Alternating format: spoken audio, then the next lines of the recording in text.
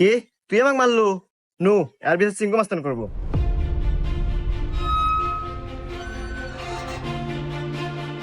চিঙ্কু মাস্তান, ও আমাকে একটা থাপড় মারছে, আর বিচার দেন।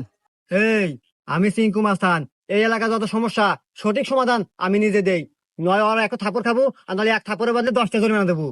সিংকু মাস্তান, আমার কাছে তো কোনো এখন টাকা পয়সা নাই, একটা থাপ্পড়ই দেন।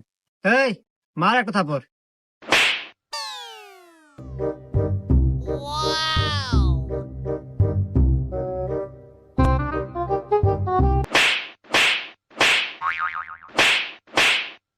এই যে আমি এখান থেকে যাওয়ার সময় 85 টাকা পরে পাচ্ছিলাম, তো ভাবলাম যে এখানেই খরচ করে দিই।